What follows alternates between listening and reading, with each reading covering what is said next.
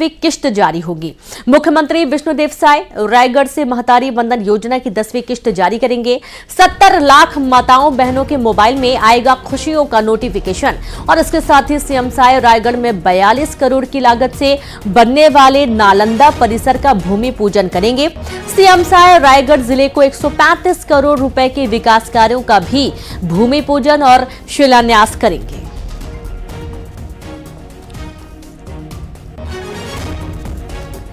योजना ये वो योजना है जो महिलाओं के चेहरे पे मुस्कान ला देती है, क्योंकि छत्तीसगढ़ सरकार पिछले 10 महीने से महिलाओं को 1000 रुपए उनके खाते में दे रहा है। पिछले 10 महीने से ये राशि पहुंच रही है और 70 लाख महिलाएं लाभान्वित हो रही है। आज सरकार का 1 साल पूरा हो रहा है, ऐसे में 10वीं किस्त जो है वो महिलाओं के खाते में जाने वाला है। पैसे हर महीने खाते में आ रहे हैं। दीदी आपके कितने खुश हैं आप लोग? बहुत खुश हैं।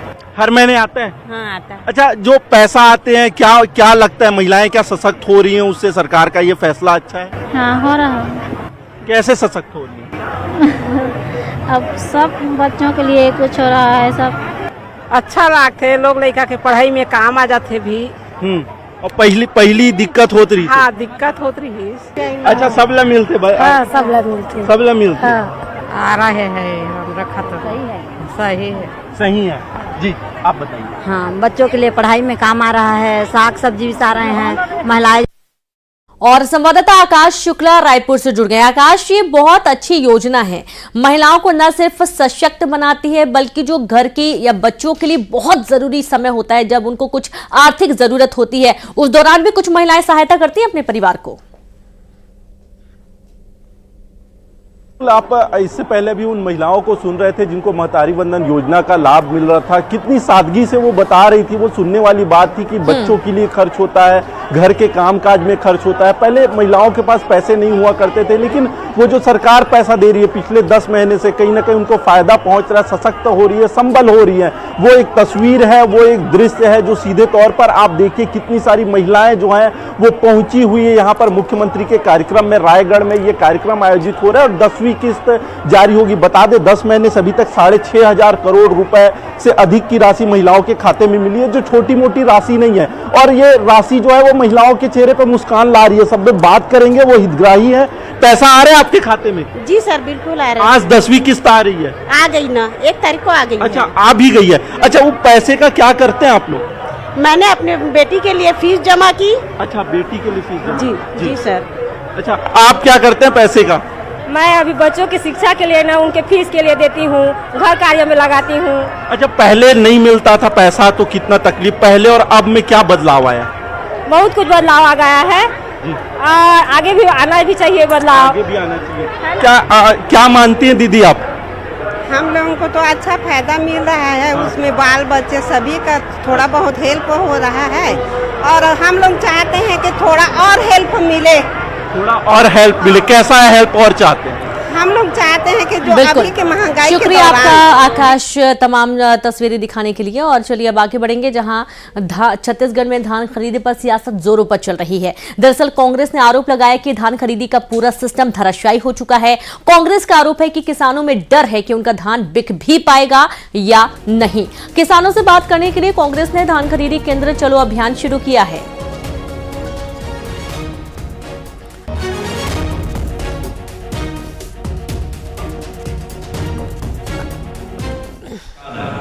उनको टोकन नहीं मिल रहा है, उनके धान के लिए बोरा नहीं मिल रहा है, धान का केंद्रों से उठाई नहीं हो रहा है, सारा धान डंप पड़ा है खरीदी केंद्रों में। रखने को अब नया धान आएगा उसके लिए जगह नहीं है। आज सारे किसान चिंतित हो गए हैं कि आखिरी 31 जनवरी तक उनका धान बिक पाएगा नहीं बिक पाएगा। जो लिमिट तय किए हैं उस लिमिट के अंदर धान नहीं बिक पा रहा है। ये सारा सिस्टम जो है इसमें पूरा कोलैप्स हो गया है। कांग्रेस का धान खरीदी केंद्र चलो अभियान पर सीएम साय ने कहा कि दूर से बैठकर ब्लेम करने की बजाय कांग्रेस नेता खरीदी केंद्रों में जाए तो उनको वास्तविकता का पता चलेगा। दूर से बैठ के ब्लेम लगाने के बजाय वो लोग सीधे धान खरीदी केंद्र में जाएं तो उनको वास्तविकता का पता चलेगा। छत्तीसगढ़ में बीजेपी को विधानसभा चुनाव में जनादेश मिलने का 1 साल पूरा हो चुका है और इस पर सीएम साय ने सोशल मीडिया एक्स पर पोस्ट किया। पिछले साल 3 दिसंबर को छत्तीसगढ़ में विधानसभा चुनाव की काउंटिंग हुई थी और सीएम साय ने आज के दिन को जनादेश दिवस बताया है। सोशल मीडिया पर सीएम ने लिखा, आभार छत्तीसगढ़, 1 साल साथ का, भरोसे का, विश्वास का। सीएम ने लिखा, मैं आप सभी को पूर्ण विश्वास दिलाता हूं कि हमारी सुशासन की सरकार विकसित छत्तीसगढ़ के निर्माण के लिए निरंतर काम करती रहेगी। बीजेपी सरकार प्रगति के सर्वोच्च प्रतिमान स्थापित करेगी।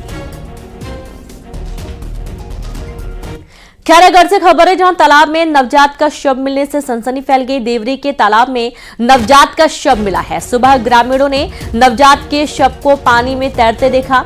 ग्रामीणों ने पुलिस को इसकी सूचना दी और ये शव बच्चे का जो मिला है, पुलिस मौके पर पहुंची और मामले की तफ्तीश में जुट गई है। बड़ी खबर है, खैरागढ़ से तालाब में नवजात का शव मिलने से सनसनी फैल गई।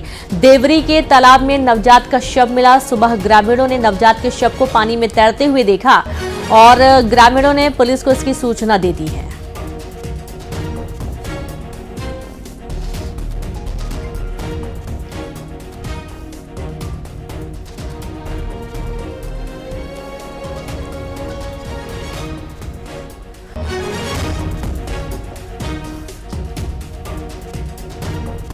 और खबर बिलासपुर से, जहां पर गांजा तस्करी में बर्खास्त जीआरपी आरक्षकों की संपत्ति की जांच तेज हो गई है। एसीबी ने बर्खास्त आरक्षकों के रिश्तेदारों की भी संपत्ति की जांच शुरू कर दी है। छापेमारी में बैंक खाते, दस्तावेज, जेवर और गाड़ियां जब्त की गई हैं। आरोपी मन्नू प्रजापति और लक्ष्मण के घरों से सबसे ज्यादा संपत्ति मिली है। एसीबी आरोपियों के रिश्तेदारों से भी पूछताछ कर रही है। एनडीपीएस एक्ट के तहत आरोपियों को पहले ही जेल भेजा जा चुका है। आय से अधिक संपत्ति का केस भी दर्ज किया गया है। बड़ी खबर है बिलासपुर से, जहां पर गांजा तस्करी में बर्खास्त जीआरपी आरक्षकों की संपत्ति की जांच तेज हो गई है। खबर बिलासपुर से है, जहां गाय को बेरहमी से पीटने का मामला सामने आया। दरअसल कील वाले डंडे से युवक ने गाय को बेरहमी से मार दिया और बेरहमी से पीटने के चलते गाय जख्मी हो गई है। घटना का वीडियो सोशल मीडिया पर वायरल हो रहा है। पुलिस ने आरोपी के खिलाफ मामला दर्ज कर लिया है और गाय रास्ते में तड़पती नजर आई। लोगों ने इसकी शिकायत भी की है और देखिए, कील वाले डंडे से गाय को मार दिया और इसके चलते गाय बुरी तरीके से जख्मी हो गई।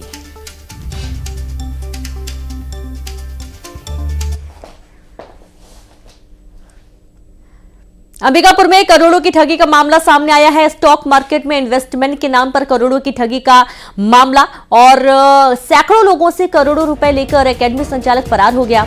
एमजी रोड पर शुभ निवेश स्टॉक मार्केट एकेडमी के नाम पर ट्रेनिंग सेंटर चल रहा था। एकेडमी का संचालक संजीत अग्रवाल सैकड़ों लोगों से करोड़ों रुपए लेकर फरार हो गया। लोग अपना पैसा वापस लेने के लिए थाने के चक्कर लगा रहे हैं। बड़ी जानकारी आपको दे रहे हैं अंबिकापुर से, जहां पर करोड़ों की ठगी का मामला सामने आया है।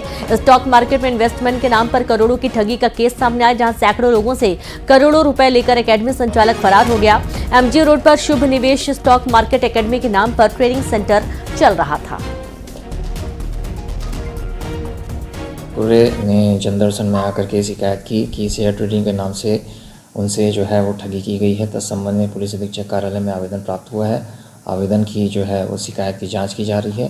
जांच में आए तथ्यों के आधार पर अग्रिम वैधानिक कार्रवाई की जाएगी। मेरा एक भाई था देव कुमार कुरे, उन्होंने यहाँ पर स्टॉक मार्केट में ट्रेडिंग सीख रहा था और उनका कहना था कि मैं सीख चुका हूँ।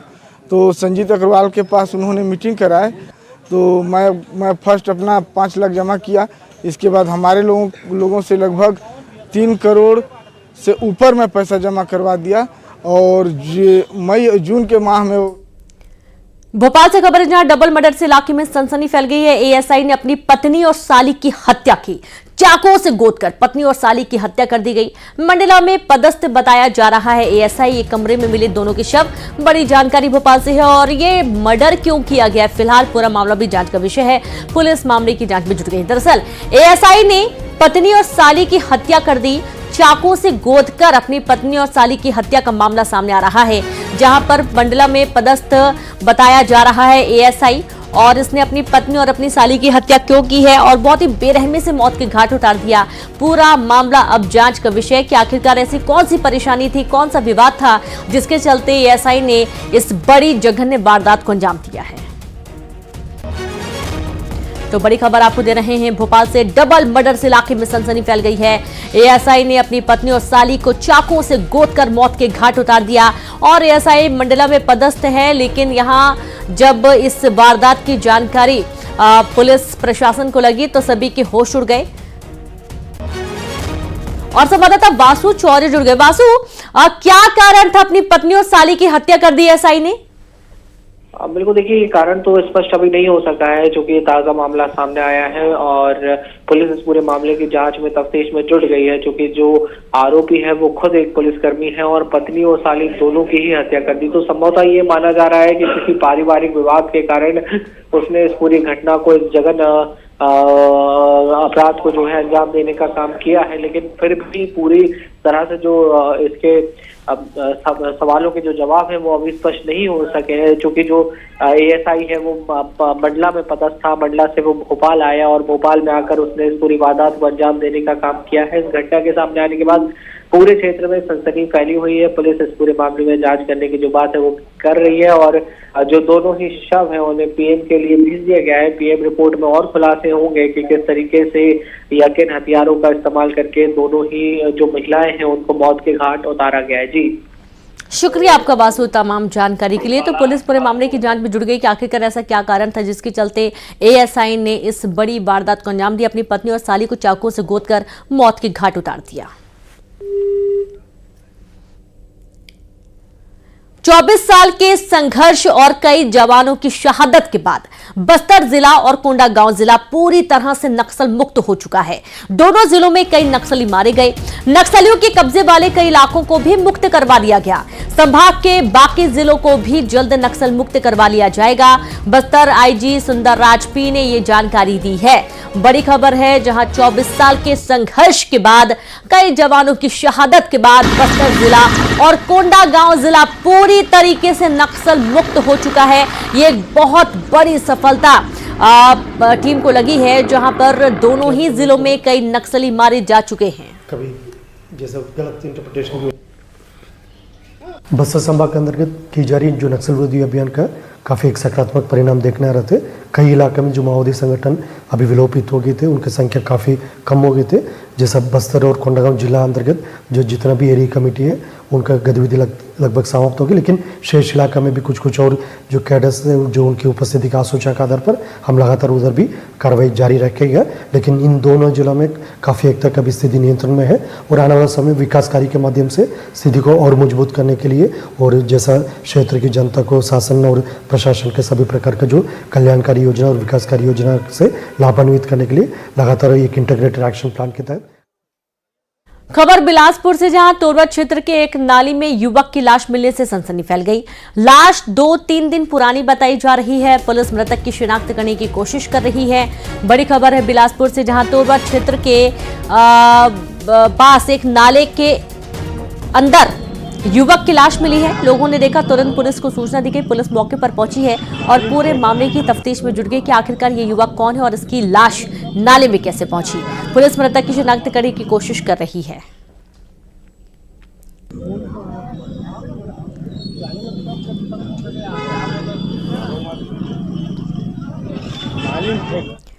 और अब खबर पेंड्रा से है, जहां पेंड्रा रोड से गेवरा रेल लाइन विस्तार के काम में लापरवाही के आरोप लग रहे हैं।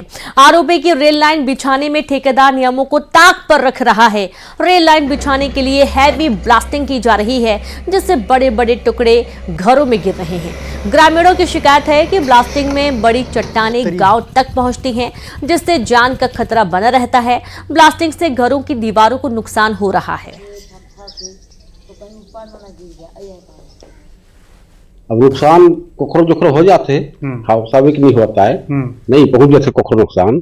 हाँ, हमारा नुकसान हुई तालाब या हुई से पटई से रेलवे में फंस गया तो हमला चाहिए कि भाई ओखर जगह यही जमीन में खोद दे खोटे खोटे तालाब, हमरो गुजर हो जाए। ये रेलवे की ब्लास्टिंग होती है, इसमें घरों में नुकसान होता होगा? हाँ होता है। किस तरह के नुकसान? जैसे पत्थर गिरना और भी कई दरार आ गए घर पे। बस उतने दे के चल देते हैं। हाँ या कितना भी नुकसान हो। हाँ। ये ब्लास्टिंग रोज करते हैं क्या ये? नहीं 4 दिन 5 दिन। गरियाबंद में 3 स्वास्थ्य कर्मियों को बीएमओ ने नोटिस थमाया है। बीएमओ ने कारण बताओ नोटिस जारी किया है। ओपीडी समय पर नहीं खुला था, स्वास्थ्य कर्मी भी गायब थे, स्वास्थ्य केंद्र बंद होने पर मरीज भटक रहे थे। नोटिस जारी होते ही स्वास्थ्य विभाग में हड़कंप मच गया और अब ये नोटिस कारण बताओ नोटिस स्वास्थ्य कर्मियों को जारी किया गया है। खबर गरियाबंद से, जहां पर 3 स्वास्थ्य कर्मियों को बीएमओ ने नोटिस थमाया है। बीएमओ ने कारण बताओ नोटिस जारी किया है। ओपीडी समय पर नहीं खुला था, स्वास्थ्य कर्मी गायब थे और इसके चलते स्वास्थ्य केंद्र बंद होने पर मरीज यहां वहां भटकते नजर आ रहे थे, जिसके चलते ही बड़ा एक्शन लिया गया। दुर्ग में पुलिस ने मारपीट के 5 आरोपियों को गिरफ्तार कर लिया है। आरोपियों में 2 नाबालिग भी शामिल बताए गए हैं। दरअसल गर्लफ्रेंड से बात करने पर आरोपियों ने मारपीट की थी। मारपीट का वीडियो सोशल मीडिया पर वायरल हो रहा है। वैशाली नगर पुलिस ने आरोपियों को गिरफ्तार कर लिया है। खबर दुर्ग से है, जहां पुलिस ने मारपीट के 5 आरोपियों को गिरफ्तार किया। आरोपियों में 2 नाबालिग शामिल हैं। बीजापुर से खबर है, जहां पर 10,000 का इनामी नक्सली को पुलिस ने गिरफ्तार कर लिया है। गिरफ्तार नक्सली जनताना सरकार सदस्य का कमांडर बताया जा रहा है। नेलसनार पुलिस ने नक्सली को गिरफ्तार किया है। नगर सैनिक की हत्या में शामिल था नक्सली और ये बड़ी सफलता हाथ लगी है, जहां इनामी नक्सली को जवानों ने घेराबंदी करके पकड़ लिया है।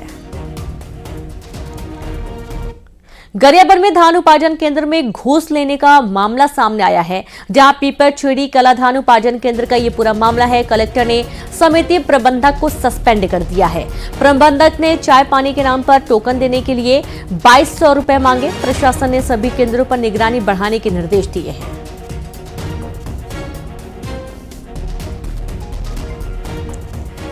और अब खबर जांजगीर चांपा से है, जहां पर ठेकेदार की फर्म को नगर पालिका ने ब्लैकलिस्ट कर दिया है। समय सीमा में काम पूरा नहीं करने पर किया गया ब्लैकलिस्ट। ठेकेदार की फर्म को 5 साल के लिए ब्लैकलिस्ट किया गया है। ठेकेदार द्वारा समय सीमा पर कार्य नहीं करने पर और अधूरा छोड़ने वाले ठेकेदार पर कार्रवाई पे चर्चा हुआ। उसमें भैरव कंस्ट्रक्शन जो 1-1.5 साल से काम नहीं कर रहा था, उसको ब्लैक लिस्टेड किया गया है 5 वर्ष। और चलिए अब देखेंगे 20 बड़ी खबरें तेज अंदाज में।